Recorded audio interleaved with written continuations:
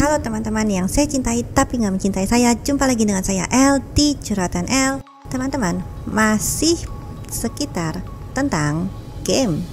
Teman-teman, anime kali ini akan melanjutkan Darwin Game Part 1. Bagi teman-teman yang belum menonton Darwin Game Part 1, silahkan klik link di kanan atas ini ya teman-teman. Teman-teman, El suka sekali bermain game. El harap teman-teman pun juga akan menikmatinya. Oke, kita lanjut saja ke alur ceritanya.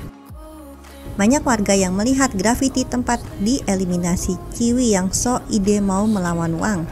Di sisi lain, Kaname sedang melihat peraturan dalam pencarian harta karun ini, di mana kita diperbolehkan untuk saling membantai satu sama lain. Namun, fitur pelacak secara total telah dinonaktifkan selama event. Ada 7 jenis cincin yang tersebar di wilayah Shibuya. Lokasinya bisa dilihat melalui map. Dan untuk cincin yang berada di sekitar kita bisa menggunakan kamera untuk melacaknya secara lifetime. Jadi ingat game yang satu itu teman-teman, yang kita akhirnya pakai kamera nyari-nyari. Kaname pun dapat menemukan cincin pertamanya dengan menggunakan kamera. Ternyata cincin itu berbentuk seperti gelang. Dan yang ditemukan Kaname adalah tipe ruby yang berharga 500 poin. Ketika Kaname keluar dari kamarnya, ia dikagetkan dengan grafiti eliminasi yang berada di depan kamar. Setelah itu Kaname mencoba melihat sekitar. Ternyata benar bahwa ada orang lain di sekitarnya. Ia mencoba bersembunyi. Namun seorang pria berbadan besar menghampirinya dan mulai membredet ke arah persembunyian Kaname. Kaname mencoba kabur melalui tangga darurat. Namun akses itu tertutup oleh sebuah akar tanaman. Ia sangat panik karena dari belakang pria itu sudah mulai meluncurkan tembakannya lagi. Kaname terus berlari dan langkahnya terhenti di depan sebuah lift. Mau tak mau ia harus menyerah. Bahkan Kaname pun memberikan cincinnya kepada pria tersebut. Namun pria itu masih menodongkan senapannya ke arah Kaname. Ia pun mencoba menghabisi Kaname. Tapi tiba-tiba senapannya macet. Karena hal tersebut, Kaname mulai menodongkan pistolnya ke arah pria itu. Kaname yang tak punya nyali itu sangat gemeteran saat menodongkan pistolnya.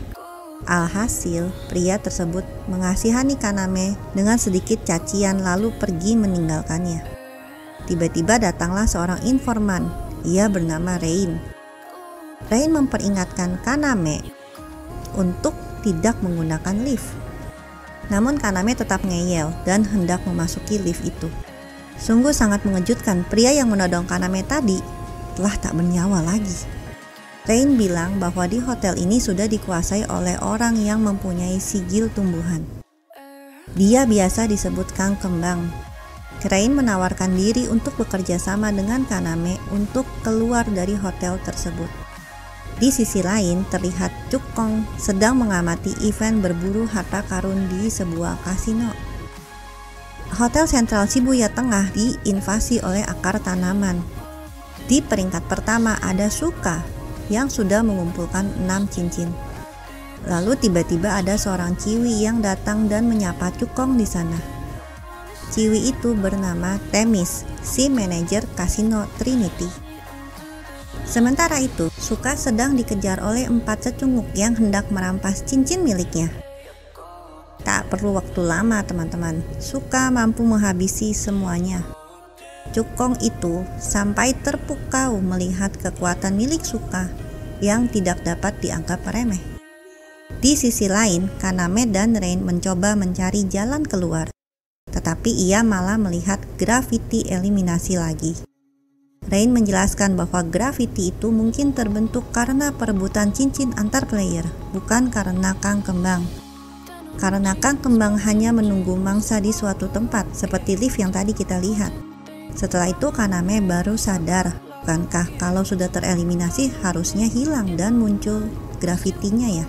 Sedangkan pria yang berada di dalam lift tersebut kok masih berbentuk manusia. Mereka berdua pun kabur karena menyadari bahwa pria yang menodong Kaname itu masih hidup. Dan benar saja, ada 3 orang yang sedang mengikuti Kaname dan Rain. Pria itu pun membredet mereka berdua. Sepertinya mereka sedang dikendalikan oleh Kang Kembang. Rain menggunakan granat berasap lalu kabur. Setelah itu Kaname menghancurkan beberapa CCTV karena ia tahu kemungkinan Kang Kembang sedang memantau kita dari kejauhan dan mencoba mengendalikan para pemain yang lain ke arahnya. Kang Kembang sangat kebingungan dan ia pun kehilangan jejak Kaname. Kang Kembang itu memerintah para player untuk berkeliling mencari Kaname di setiap lantai hotel. Sementara itu, Rain dan Kaname merasa aman di dalam kamar hotel. Mereka merencanakan sesuatu untuk keluar dari hotel ini.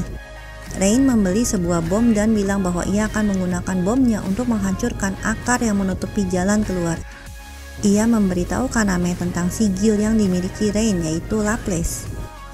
Pierre Simon Laplace adalah seorang ahli matematika pada abad ke-18 yang telah menciptakan iblis Laplace yang dapat mengetahui masa lalu, masa depan melalui perhitungan momentum suatu partikel, yaitu massa benda dikalikan dengan kecepatan. Sementara itu, Kang Kembang mulai sadar bahwa kemungkinan Rain dan Kaname bersembunyi di ruangan yang sudah mereka hancurkan CCTV-nya. Namun saat prajuritnya menuju ke lokasi, ternyata tak ada siapa-siapa. Tiba-tiba muncul ledakan bom dari lantai bawah yang ditimbulkan oleh Rain yang sedang mencoba menghancurkan akar penghalang. Para prajurit menuju tempat ledakan, namun Rain berhasil mengalahkan mereka dengan stun gun dan flashbang. Setelah itu Rain menuju ke lantai paling atas. Para prajurit berhasil menyusulnya dan mulai membredet Rain. Dengan sigil Laplace yang dimilikinya, Rain mampu menghindar dari semua tembakan prajurit itu. Di sisi lain, Kaname menuju ke ruang pengawas CCTV menggunakan tali. Kang Kembang tersebut menyambut Kaname. Ia mengajak Kaname untuk ngobrol sejenak agar ia dapat mengaktifkan armor tumbuhannya. Kaname melempar sebuah bom ke arah Kang Kembang itu, namun tak mempan. Kaname sangat terkejut, ternyata kekuatan tumbuhan tak dapat dianggap remeh. Ia mencoba membredet Kang Kembang, tapi Kang Kembang itu dapat menangkisnya dengan mudah. Setelah itu Kaname menggunakan flashbang untuk kabur. Kang Kembang itu bilang, "Kau tidak bisa kabur dari tanamanku, bocil." Bahkan ia pun berhasil menonjok Kaname hingga menghancurkan sebuah kapel. Kaname sudah tak tahu lagi harus berbuat apa. Tiba-tiba di dalam alam bawah sadarnya terdengar seorang penempa sedang mengasah pedangnya. Ia memberitahu Kaname bahwa armor tumbuhan itu gak sekuat yang kau bayangkan. Tinggal bredet sedikit aja langsung keok palingan. Lalu Kaname pun tersadar setelah mengetahui bahwa penempa itu adalah dirinya sendiri. Kaname memunculkan peluru dengan kaliber yang lebih pendek dari sebelumnya untuk menghancurkan armor tumbuhan dengan lebih cepat. Kang Kembang itu sudah kewalahan menahan tembakan Kaname. Ia mencoba menyerang Kaname dari dekat, namun ia terdistrek akan ilusi anaknya yang bernama Susune. Kaname bilang kepada Kang Kembang bahwa ia tak akan menghabisinya. Lalu datanglah Rain. Dia mencoba membidik dahi Kang Kembang itu. Rain tahu bahwa Kang Kembang itu bernama Ichiro. Rain memujuk Ichiro untuk bekerja sama dengan mereka berdua, karena fase pertama di event ini akan segera berakhir. Apalagi Wang dan guildnya ikut serta dalam event ini. Kita tak akan bisa mengimbangi kekuatan mereka tanpa bersatu. Setelah itu mereka bertiga mencoba merekrut pria yang kemarin telah menodong Kaname. Awalnya pria itu tak mau bergabung, namun setelah mendengar bahwa guild dadakan yang dibentuk oleh Kaname itu berfokus untuk menghabisi Wang dan kawan-kawan, ia pun bersedia bergabung. Orang itu bernama Ryuji. Kaname membuat sebuah rencana untuk menahan guild Ace. Di sisi lain, Wang sedang mengincar hotel Central Shibuya. Sementara itu Suka sedang bergelantungan layaknya Spider Girl. Keren banget ini Suka, guys. Ia dibidik oleh seorang sniper, untunglah ia dapat dengan cepat mengatasinya. Suka gitu loh. Lalu ia sedang menuju hotel Central Shibuya melalui kereta bawah tanah agar tak diincar oleh para sniper lainnya. Tetapi ia malah bertemu dengan seorang bersigil air. Air itu mencoba menenggelamkan Suka, namun ia berusaha keras untuk menghindarinya. Ia pun mencari si bersigil air itu dan berhasil menemukannya. Tetapi serangan Suka dapat dihalau dengan menggunakan es. Suka mencoba kabur, sayangnya akses kaburnya sudah ditutup dan ia pun harus pasrah tenggelam. Di sisi lain, Rain bilang bahwa event ini aneh. Masa permata lapis lazuli lebih mahal dibandingkan topaz? Ichiro bertanya kepada Kaname, "Temanmu kok belum datang?" Kaname pun terkejut melihat ponselnya. Suka meminta tolong padanya. Meskipun ia ragu bahwa Suka hanya gimmick, tapi akhirnya ia memutuskan juga untuk menghampiri Suka. Lalu Ichiro akan membukakan akses keluar hotel tersebut, serta Ryuji hendak menemani Kaname. Rain bilang kepada mereka semua bahwa aku akan membantu kalian dengan sniper. Setelah itu Kaname dan Ryuji bergegas menuju ke stasiun bawah tanah Shibuya. Sementara itu Rain menemukan sebuah QR code di balik cincin itu. Namun ia belum bisa mengartikan maksud dari angka di dalam QR code tersebut sebelum menemukan cincin lainnya, yaitu diamond dan emerald. Di sisi lain, Kaname menyiapkan senapannya untuk menyelamatkan Suka.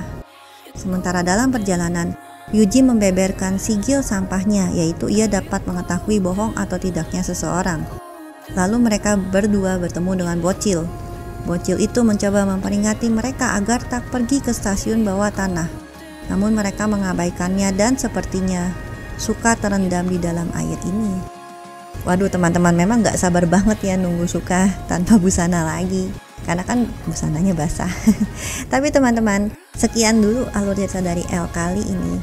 Teman-teman, apabila teman-teman sangat-sangat tidak sabar menunggu Suka tanpa busana, silahkan tekan tombol like-nya. Dan apabila teman-teman yang belum subscribe, jangan lupa untuk subscribe dan tekan tombol loncengnya teman-teman, untuk mendapatkan notifikasi alur cerita selanjutnya. Teman-teman, terima kasih karena teman-teman telah mendukung L sampai pada hari ini.